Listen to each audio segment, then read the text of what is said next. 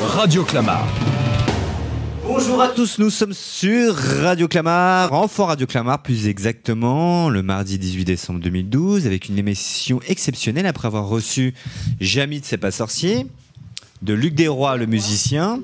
Nous allons recevoir aujourd'hui Marion Gamme qui va arriver dans quelques minutes. Marion Gamme que vous connaissez tous bien, qui est une célèbre comédienne qui joue dans Scène de ménage sur M6.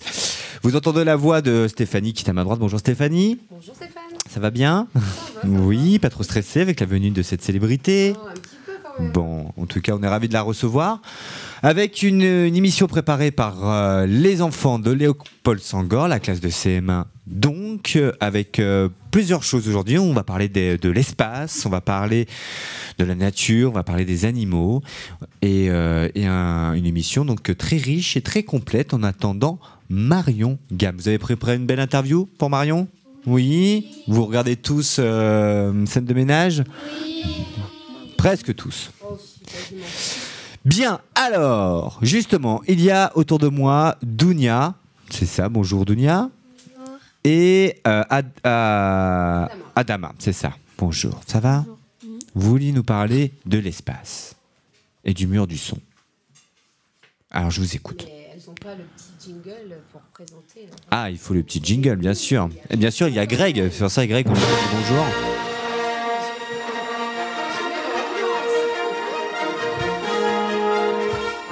Ça regarde des étoiles, ça. Alors, on vous écoute. L'espace, le mur du son. Bonjour Adames. Sais-tu qu'il y a un homme qui a sauté dans le vide le 16 octobre 2012 ? Ah bon ? Mais comment s'appelle-t-il ? Il s'appelle Félix Baumgartner. Mais il a sauté à combien de kilomètres ? À plus de 39 de hauteur. Mais pourquoi a-t-on vu les images à la télé ? Car on lui a mis des caméras sur lui, à l'extérieur de la capsule et sur sa combinaison. Mais dans quoi se trouve-t-il ? Dans une capsule attachée à un énorme ballon gonflé à l'hélium plus grand que la tour Eiffel. Mais comment était-il équipé ? D'une scaphandre et d'une combinaison d'astronaute. Mais c'est qu'il s'est entraîné longtemps pour ce saut ?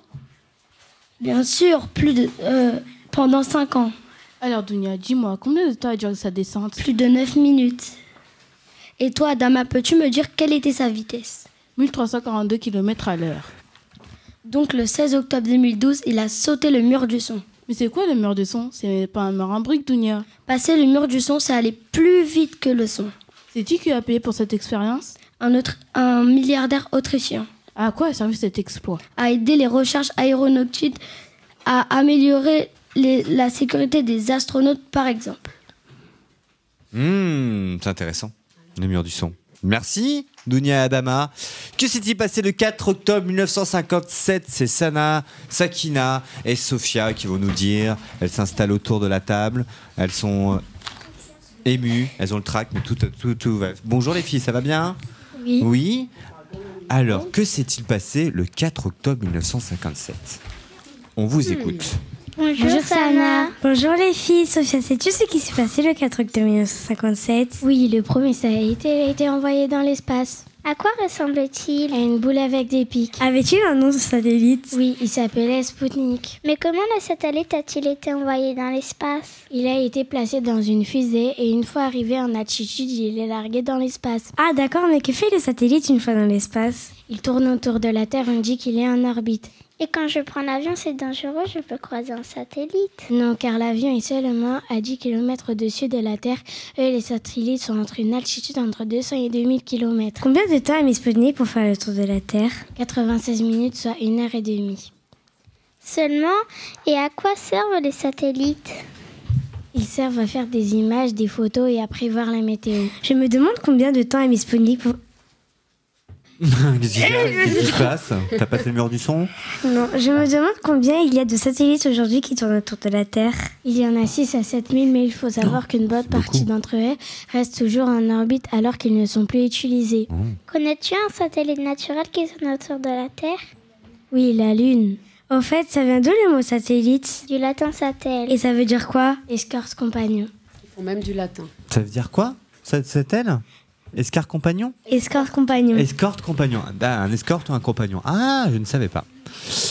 Elle s'enfuit très très vite là. Et vous savez qu'en regardant le ciel, on peut voir les satellites. Et oui, la nuit Et en fait, c'est comme des étoiles filantes, mais sauf que ça va très vite comme ça, d'un coup, ça disparaît. Mais c'est vrai en plus. C'est vrai, Greg? Il a jamais vu. Voilà. Bien, bah oui, on apprend des choses, même le latin. Une nouvelle planète voisine de la Terre, Kenza, Rama et Inès ont choisi de discuter sur ce sujet entre elles. Pendant que le public, lui, ne discute pas. Et écoute. Alors, il y a une nouvelle planète. Bonjour Kenza, bonjour Rama, bonjour Inès. Ça va bien? C'était bon la cantine aujourd'hui? Non, c'était pas très bon. Bon, ça arrive. Alors, une nouvelle planète de la voisine Terre. De la Terre. Voisine de la Terre. On vous écoute. Bonjour Kenza, quelles sont les planètes du système solaire? Eh bien Rama, ce sont Mercure, Vénus, la Terre, Mars, Jupiter, Saturne, Uranus et Neptune. Et toi Inès, sais-tu qu'on peut rajouter 800 autres planètes? Oui, on les appelle les exoplanètes. Et toi, Rama, sais-tu qu'on a trouvé une nouvelle planète assez proche de la Terre? Oui, je le sais, c'est une grosse boule assez semblable à la Terre. Elle tombe d'une étoile qui s'appelle Alpha Centaurix B. On peut trouver des espèces vivantes ou de l'eau sur cette planète, Kenza? Non, car il fait trop chaud. Et toi, Rama, avec quel instrument sais-tu au Chili ont-ils découvert cette planète? Eh bien, avec un spectrographe, tu ne le savais pas? Et non. Kenza, pourquoi cette découverte est-elle si importante? Parce que cette exoplanète est la plus proche de la Terre. Et toi, Rama, pendant combien de temps ces chercheurs ont-ils étudié cette partie de l'univers? Eh bien, pendant 2 ans. Merci. Vous partez vite de tour de la table. Oui, Sortez non, vite. vous pouvez rester Ça un va? petit peu, on va Bon, pas bah vous très bien. manger. Bon, il n'y a pas d'habitants sur cette planète, vous savez pas? Non, vous savez pas. Bon. Ah, Chaud. mais peut-être qu'il y a une planète où il y a des habitants quelque part. Il n'y a pas d'espèces vivantes. Ouais, c'est bon. Merci les filles. On va changer de thème et on va parler de la voiture volante avec Lucas, Maël et Anthony qui s'approchent autour de la table. La voiture volante. Voilà. Qu'on entend peut-être. Maël, Anthony et Lucas. Ça va? La voiture volante. Vous voulez parler de l'avion? Non, d'une voiture qui vole. On vous écoute. La voiture volante, c'est un vieux rêve, n'est-ce pas, Anthony? Oui, les premières voitures ont été mises en circulation en 1920. C'est quoi le principe de ces voitures? Fabriquer un engin qui puisse rouler et se déplacer n'importe où. Quelles entreprises ont réussi à la fabriquer, Lucas? Il y a une hollandaise et l'autre. Et l'autre est américaine. Oui. Mais comment sont ces voitures? Transition est une voiture de 6 mètres de long avec une hélice et des ailes rétractables. Elle peut rouler à 100 km/h sur la route et 185 km/h dans les airs. À quoi servent ces voitures? Ressemble à un hélicoptère avec son hélice sur le toit. PALV roule à 130 km/h sur la route et 180 km/h dans les airs. Quand verrons-nous ces voitures dans le ciel? Tu voudrais savoir quand même, Lucas, à quoi elles servent ces voitures? Ah oui. D'abord. Ben c'est idéal pour éviter les bouchons et se déplacer n'importe où en toute sécurité. Quand verrons-nous ces voitures dans le ciel? C'est bien bon, mais il faut quelque chose pour les conduire, non? Oui, il faut avoir un permis de voler, un permis de conduire. Faut-il une autorisation spéciale et pourquoi? Oui, car il faut trouver une place dans le ciel et ne pas percuter les avions. Quand verrons-nous ces voitures dans le ciel? Peut-être qu'il y aura ces voitures dans le ciel en 2014. Je travaille avec des rêveurs, moi. C'est vrai? Mais ça coûte combien? 210 000 € pour la transition, C'est un peu cher en même 250 000 € pour Palvi. Calme-toi, Lucas. Elles ont déjà volé ces voitures? Oui, une aux États-Unis et l'autre aux Pays-Bas. Elles ont volé, atterri et repris la route. Bon, c'est terminé. Attends, c'est quoi un prototype? Il s'agit des premiers exemplaires de machines ou d'appareils. Là, c'est terminé. Merci, bah dis donc, c'est-à-dire qu'un jour, peut-être qu'on aura une voiture pour se déplacer pour aller au travail. Peut-être un jour, on évitera les bouchons. Et oui. Ce serait bien. Ou partir en sortie avec une voiture volante ou un car volant. La nature, les volcans avec Nora et Cristal. Ces fameux volcans, Nora et Cristal qui... On va avoir le bruit du volcan en même temps. Qui nous rejoignent. Bonjour. Voilà, c'est un volcan. Bonjour Nora, bonjour Cristal. Nora. Il y a un petit peu Nora. de bruit là. Cristal. Ça va? Oui. Les volcans. Vous vouliez en discuter entre vous, donc on vous écoute. Nora, qu'est-ce qu'un volcan? Eh bien, Cristal, un volcan est une montagne formée par la roche en fusion, le magma. Oui, mais le magma, c'est de la lave. Comment ça peut donner un volcan? Quand la lave arrive à la surface, elle refroidit, puis devient plus solide. Au fur et à mesure des éruptions, la lave s'accumule et le volcan devient de plus en plus haut. Quelle est la plus forte éruption volcanique enregistrée? C'est le mont Tambora en Indonésie en 1815. Mais que crache un volcan? Il crache de la lave, de la fumée et des cendres. Les volcans peuvent-ils être meurtriers? Bien sûr que oui. Ah bon, pourquoi? Parce qu'il y a des victimes qui sont brûlées, blessées, étouffées ou asphyxiées. Nora, une éruption volcanique peut créer de nouvelles îles. Comment ça se fait? Eh bien, Cristal, c'est parce qu'il y a des éruptions volcaniques sous-marines. Elles peuvent créer des nouvelles îles tous les ans. Ces îles durent-elles longtemps? Non. Ah bon, pourquoi? Ces petits bouts de terre disparaissent très vite car ils ne résistent pas au vent et aux fortes vagues. Combien y a-t-il de volcans actifs sur les continents? Eh bien, il y en a 1500 et il y en a beaucoup qui sont sous-marins. Mais c'est bien, vous avez appris par cœur vos textes pratiquement là. Dis donc, c'est plus que de la poésie là. Enfin, c'est du travail. Bon, bah d'accord, les volcans. Très bien, merci pour toutes ces informations. Après les volcans, nous allons parler des cyclones avec Livio, Amine, Djibril et Reynald. Les cyclones, ça fait peur. Y en a-t-il en France? On ne sait pas. Pendant que tout le monde s'installe. On va le savoir. En fait, il y a des groupes de garçons, des groupes de filles. Ils ont choisi. Vous êtes des copains? Bon. Vous êtes des potes dans la classe? Reynald. Ouais, mais Ouais. pas tous. Pas tous, d'accord. Reynald qui va s'asseoir. Voilà, s'il regarde cette chaise. Et ils vont se partager le micro, ça sera mieux. Voilà, donc Stéphanie les installe. Donc les cyclones, on entend le vent derrière. On vous écoute. Salut Livio. De quoi vas-tu nous parler aujourd'hui? Je vais vous parler des cyclones. D'accord, mais c'est quoi un cyclone? C'est des vents qui se déplacent à plus de 120 km/h. C'est des violents orages tropicaux. Reynald, où et quand ont-ils lieu? Ils ont eu au-dessus des mers chaudes quand les vents soufflent très fort, quand des zones de basse pression commencent à tourner sur eux-mêmes. Alors hop, tu vas recommencer, on On va coupera. refaire. Tu prends le micro. Bien devant le micro, sinon on vous entend pas là. Donc je dis à tout le monde, parlez vraiment toujours bien devant le micro. Selon tout. Alors vous recommencez depuis le début. On refait un essai. C'est Vas-y, parle reparti. pour voir, Reynald. Voilà. Ouais.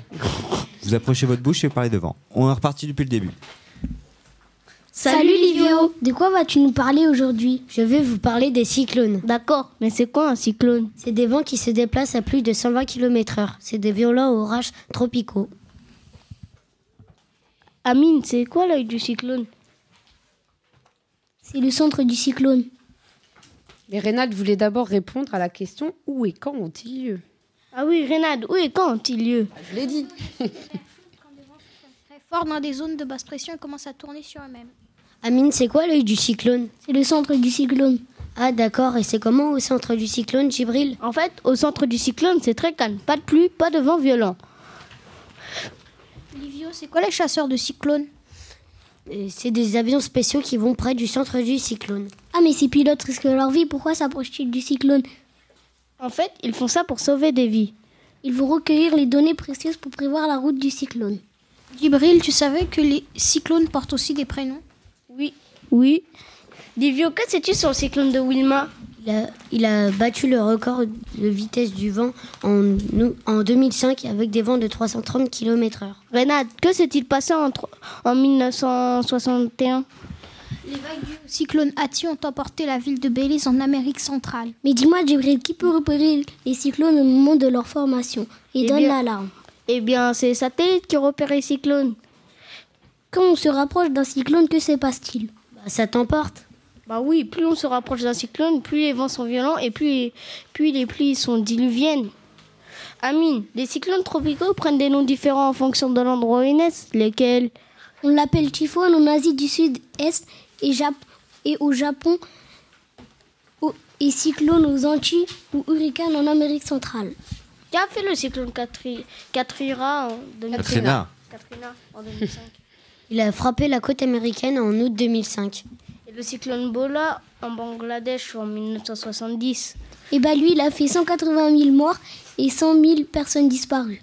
Ouh là là, dis-moi, Livio, les cyclones sont de plus en plus puissants. Pourquoi? Eh bien, tu sais, Reynald, avec le réchauffement climatique, la surface des océans devient plus chaude. Donc, les cyclones se forment plus facilement. Ils deviennent plus puissants. Merci, nous, tout va bien. Tu fais le cyclone, Rinald. Tu vas aussi vite qu'un cyclone. Bien, merci. De rien. J'espère qu'on n'en aura pas trop en France des cyclones. Hein. Voilà, alors est-ce qu'il y a des requins dans les cyclones? Non, il y en a sûrement dans la mer et dans les océans. Walid et Bilal et Ayoub vont nous en parler. Ils s'installent autour de la table.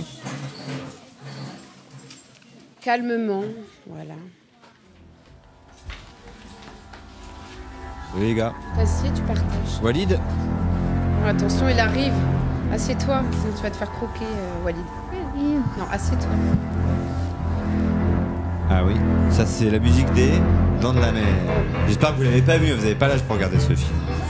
Ah bah tiens. Mais si. Parlons-en, tiens, de ce qu'ils regardent à la télé. Hein. Vous n'avez pas 12 ans, Si hein, tu c'est interdit au savais moins ce de 12 qu'ils ans, regardent ça. à la télé. Hein. Alors, on vous écoute. Les Salut requins. Fares, sais-tu combien il y a d'espèces de requins? Je ne le savais pas, il y en a 470 espèces. Ah bon, je ne savais pas. Car ils n'ont pas d'os. Mais pourquoi sont-ils si souples? Car ils n'ont pas d'os. Ils ont un squelette cartilagineux. Moi, je sais qu'ils peuvent virer sur eux-mêmes. Mais ils peuvent aussi reculer. Non, ils ne peuvent pas. Mais comment font-ils pour flotter? Elles servent à stabiliser le corps du requin. À quoi servent ces nageurs dorsales et anales? Elles servent à stabiliser le corps du requin à la verticale et à l'empêcher de rouler d'un côté sur l'autre. À quoi servent ces nageoires pectorales sur le côté? Elles le Sur le côté. soutiennent. Elles le soutiennent quand il nage et elles lui servent aussi à freiner. Mais comment font-ils pour flotter? Tu sais que les requins ont un grand foie rempli d'huile, le scalène, qui est plus léger que l'eau. C'est pour ça qu'ils flottent sans effort. Sais-tu comment ils respirent? En faisant circuler de l'eau de leur bouche vers les branchies situées de chaque côté de leur tête. Ont-ils un sixième sens? Oui, mais à quoi leur sert-il? Ils décèlent les variations électriques dégagées par les êtres vivants. Achille Louis-Fine. Oui. Merci, vous avez... pardon, c'est pas fini? Non, encore une question? Ah Vous bon? deux Et que peut entendre un requin? Il peut entendre un poisson blessé qui se débat à 1,5 km de distance. On dit que les requins voient mal, c'est vrai? Non, ils voient presque aussi bien que l'homme. À quoi servent les deux narines du requin?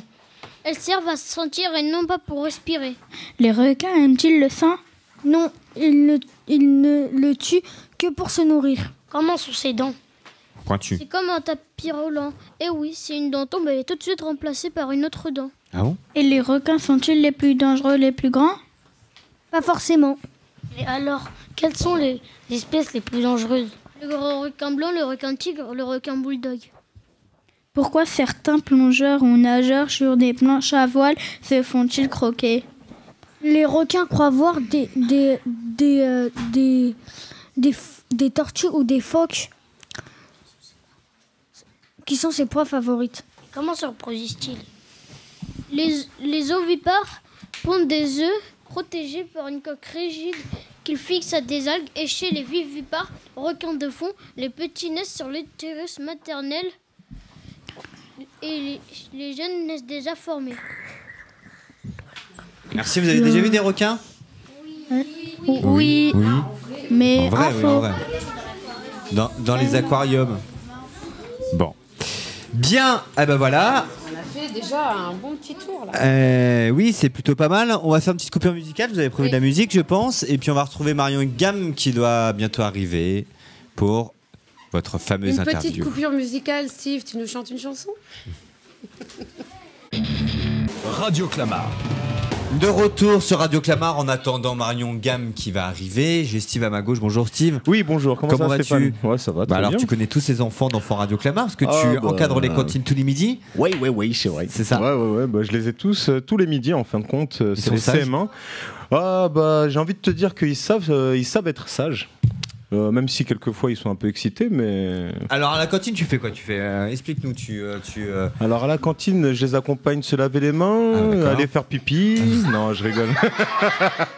Ça c'était fut un temps. Non, en fin de compte, Je suis animateur, donc référent avec eux. Donc je les accueille à partir de midi. Donc soit ils mangent en dernier et du coup ils ont le temps de faire leurs petites vaquer à leurs occupations. Pour certains que je vois là, c'est plutôt au football. Donc ils sont au Parc des Princes. Tu n'organises pas des activités sur le temps de midi? Alors j'avais fait un tournoi l'année dernière. Par contre on a eu des petits soucis au niveau du temps. Et sinon pour les autres, des fois on fait à la cigale lélé, des fois on chante, des fois on danse, des fois on se bat. Enfin il y a de l'émotion, il y a du rire, il y a beaucoup de punitions des fois. Alors tu vas rester là parce que justement je sais pas si Marion va bientôt arriver, on ne sait pas encore, mais Michel illimité si certains tu veux. enfants Non, ont écrit quelques blagues, c'est bien ça? Alors les premiers c'est qui? Vous allez vous mettre autour de la table tout de suite en attendant. C'est ce qu'ils appellent combler une émission. Reste là si tu veux. S'il y a de la place, normalement c'est bon. Voilà, bon, vous avez partagé. Tiens. Voilà, il y a de la place. Ah non, bon, c'est pas grave, mais tu restes à proximité sinon. Voilà, chacun votre tour. Allez, on va vous écouter. Le but du jeu, c'est de nous faire rire Steve et moi. Si nous ne rigolons pas, c'est que votre blague n'a pas fonctionné. Sachant que j'ai le meilleur rire du pavé blanc, faut le savoir. Mais on joue le jeu. Alors on vous écoute. Alors si on rigole pas Steve et moi, on envoie le rire, le faux rire. Alors qui commence? Vas-y. Que veut dire école? Un endroit où on apprend à lire et à écrire. Ouais. Non. C'est quoi? Endroit cruel où les enfants souffrent. C'est pas mal. Elle est mignonne Bon, on celle-là. va voir ça avec votre maîtresse alors. Ouais. Ensuite, deuxième blague. C'est pas moi qui l'ai fait souffrir. Vas-y. C'est Djibril, c'est ça? Non, c'est pas Djibril. Pardon. Quel est le sport le plus Ah oui. fruité? Je connais déjà la réponse. La boxe. Ouais. Pourquoi vas-y, dis-nous pourquoi il y a pourquoi C'est la bosse car tu ramènes ta fraise, tu te prends une pêche en pleine poire et tu tombes dans les pommes. Ouais. Ça fait rire Steve. Ouais, Bien. j'ai kiffé Que celle-là. signifie PSG? Pas sûr de gagner? C'est fini ça. Mais non. Non, partir sans gagner. Ouais, c'est plus d'actualité. Pardon, Parce que pardon. PSG gagne. On peut t'envoyer un faux rire là si tu veux. Eh. Regarde, t'auras un faux rire. Attends, vas-y. Hein? Jingle. Voilà. Ensuite. Ça c'est cadeau, ça. C'est pour toi. Un petit garçon va dans un marchand de jouets, il prend des billets de Monopoly, il va acheter un avion. Et le marchand dit, ce sont des faux billets. Et le marchand dit, c'est un faux avion. Non, c'est l'enfant qui dit c'est un faux avion. C'est un faux Il avion. n'y a pas vu de faux rire, Grace, il m'a pas suivi. Bon, ensuite, une autre encore? Oui. Oui. Monsieur et Madame Scrout pour le dîner ont une fille. Comment s'appelle-t-elle? Monsieur, madame? Monsieur et Madame Scrout pour le dîner ont... Scrout pour le dîner ont une fille. Comment s'appelle-t-elle? Casse-croûte? Non. Non, elle s'appelle Jessica car Jessie casse-croûte pour le dîner. C'est rien. Ah, Greg, il est pas. Ok. Même le jingle, il veut pas rire. Hein. Ça se fait pas. Encore une? Nous t'écoutons. Monsieur et madame, ma couette me gratte. Ils ont une fille, comment s'appelle-t-elle? Ma couette me gratte. Jessica. Jessica, non. Ma couette me gratte. Isabelle. Non. Isabelle, ma couette me gratte. Stéphanie. Non. Je sais pas. C'est quoi alors? Je ne sais pas. La langue des chats? Je lance Oui, je laisse ma langue. Elle s'appelle au chat. langue de chat? Non, c'est pas ça. Non. Sandra, car Sandra, ma couette me gratte. Ah, oui, Sandra. Ouais, c'est Ah, bien, oui, elle est belle, bon. elle est belle. Ensuite, Pour rire, Serge. c'est tout. Bah merci beaucoup pour ces blagues. C'était quand même. On a rigolé un petit peu quand même. T'en as une autre, Rénal? Allez, une dernière que tu n'as pas écrit. Ah, une charade. Alors, vas-y, on t'écoute. Prends un micro, par contre, pour faire ta charade. Mon premier est un verbe du mon premier est un verbe du premier de goutte qui est attends, je me suis trompée. Fini en ER. Ah, Tout à fait. je me suis trompée. Mon premier est quelque chose qui est toujours beau. Mon deuxième est beau. Mon deuxième est un verbe du premier groupe Oui. qui veut dire salir. Mon tout est un mot de l'argot qui veut dire défier. Ouais, pas. Salir du premier groupe. Oui. Qui finit. Je sais pas. Je vois Souillé. Je sais pas. C'est quoi? Arsouiller. Ah. Ah oui, l'art, il est toujours Souillé. beau. Et souillé. Art souillé. Si. Mais arsouillé. Est-ce que vous connaissiez le nom arsouillé? Mais franchement, elle est pas mal celle-là, je vais la ressortir. Voilà. Allez, on va attendre Marion, une petite coupure musicale et puis on se retrouve tout de suite. Oh. Allez, merci, vous pouvez ouvrir ça. Radio Clamart.